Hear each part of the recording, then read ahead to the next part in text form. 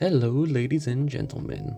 Welcome back, and we're gonna nice, chill, unscripted review of Godzilla Minus One, which I had the privilege of seeing the other day, and it was an excellent film. I was kind of shocked. Not that I thought it was gonna be bad by any means, but when the reviews were first coming out, a lot of people were praising it, saying it was one of the best Godzilla movies, saying it was one of the best movies they'd ever seen, period. And I'm always skeptical when I see any kind of movie or show receive this level of hype, because I think it's very easy to get hyped up in what everyone else is saying about a movie or show. This goes for negative reactions as well. When people are saying, oh, it's terrible, it's easy to gang up on a movie, whether for a positive or negative reaction. So I was expecting good things once I heard these reviews, but after coming out of the movie and watching it, I can gladly say that these movies definitely met my expectations and definitely exceeded them. I'd say this is easily one of the best Godzilla movies, right up there with the original. I could even see myself liking it more than the original. I think that does have the benefit of it being, a newer movie, and so we'll kind of have to give it some time. I think that new shiny coat of bias, as I like to think of it whenever a new movie comes out. It's always easy to think it's better than something that came out in the past. But honestly, this is an excellent movie that I highly recommend that you go see. You don't even need to be a Godzilla fan. It's just, as long as you like good movies and compelling stories, I would highly recommend it. And so I just kind of jotted down a couple of notes just to talk about this movie. At least the stuff that really stuck out to me. I'd say for one, probably the biggest thing that stuck out to me was this was kind of a terrifying film. I feel like this is probably the closest we've gotten in a long time where it's a true horror movie. And Godzilla certainly has been treated as a villain in past films, so it's not anything new here, but I almost feel like the scenarios and scenes that they have in this movie involving Godzilla are done extremely realistically and so terrifying that it feels like you're right alongside there with the characters a lot. And this has to do with the different context of the scenes, but I would also say even just how everything is shot and the special effects, which is incredible because this movie was not made with a particularly high budget. I believe it was 30 million. I've seen conflicting reports. I've seen 15 million, 20 million, and 30 million. But even if we highball it at 30 million, that's still only a fraction that modern day American blockbusters are being made at. But it was funny because I saw this movie with my brother and my dad, and after coming out of it, my brother, and he liked the Five Nights at Freddy's more than I did when it came out a while ago, but even he admits that it's not a particularly scary film, like at all. And we came out of this movie and he looks at me and says, well, that was a much better horror film than Five Nights at Freddy's, and I wholeheartedly agree. It's not even a contest. I know some people are going to be like, well, Five Nights at Freddy's wasn't supposed to be a horror movie. Well, that's how it's advertised. That's how it was advertised, so you should probably deliver on what you're promising to the audience. It's not that hard. And even then, it's based off of a game that's horror related, but we're getting sidetracked on that. But the horror in this movie is done excellently. Heck, this is even the opening scene is a better Jurassic World and Park movie than pretty much all the other Jurassic Park movies, and most certainly better than any of the Jurassic World movies. For one, it actually makes the creature terrifying, which I feel like we haven't seen in a lot of creature features recently. And I'm not talking about horror monster movies, just your standard sci-fi type creatures, like I said, Jurassic Park, Jurassic World. But I think what helps makes this horror element stand out in the action and just how terrifying Godzilla would be in real life is certainly helped by the characters, the compellingness of the characters. I'm terrible at pronouncing foreign names. If you've watched this channel, you know that, and so I can't even. But all the characters here stand out, and especially the main core of characters are all very compelling, and the drama and turmoil that they go through is something that, while in that specific scenario, most of us probably can't relate, I think there are some things in there that either we can relate or we can understand why they are reacting the way they're reacting. Every character reacts to a specific situation in a realistic way that a real person most certainly would. And it's not these characters that you can tell are just, oh, they're doing these things because that's what the writers or the directors want them to do to play out this scene. This feels like real people that are making decisions that, you know, any everyday person would make.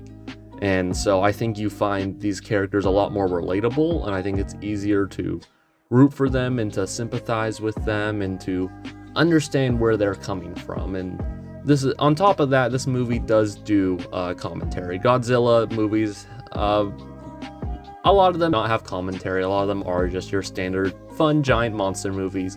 But quite a few Godzilla movies have always had some pretty heavy commentary. I mean, even the original started off with being a metaphor for the nuclear bomb and the destruction that it had on Japan.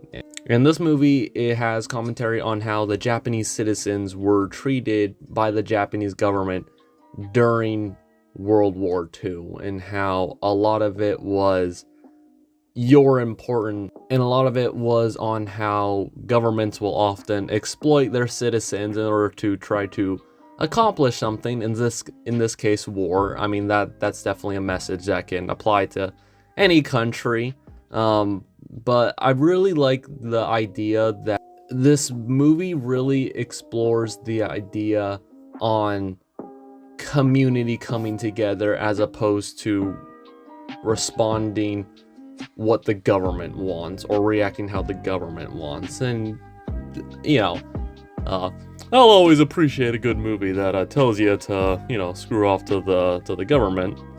But the way it handles it, it brings a sense of community and pride, and I think that any country, no matter which country it is, I think that's a message that we could all relate to it. If anything, it's, in addition, it's how governments will often cover things up from their citizens for the government's convenience, and not necessarily for the best needs of its actual citizens.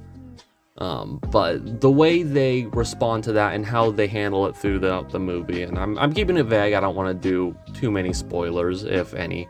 But if you've seen the movie, you know what I'm talking about, and how they really emphasize this pride that you can have within a community among citizens, or even just your neighbors. That's probably a better way to look at it.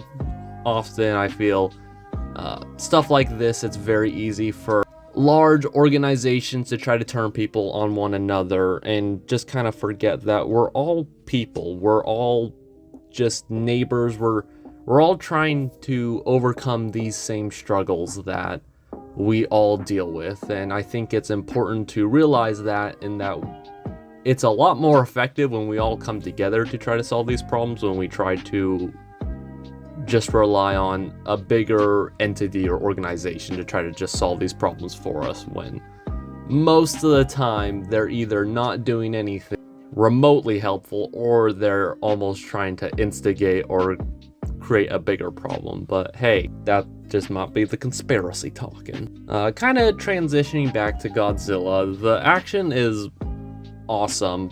I love the destruction that it's caused, and while this movie's PG-13, it's definitely pretty graphic. Like, certainly more graphic than, like I said, any of the Jurassic World movies. It's not even close, and despite both being PG-13, and kind of watching this movie with all of its components, you look at it and you think, how is a movie that is made for a fraction of American movies one of the best movies that has come out this year? And you don't need to be a Godzilla fan to recognize that. This is just good filmmaking and storytelling done properly for a fraction of the budget.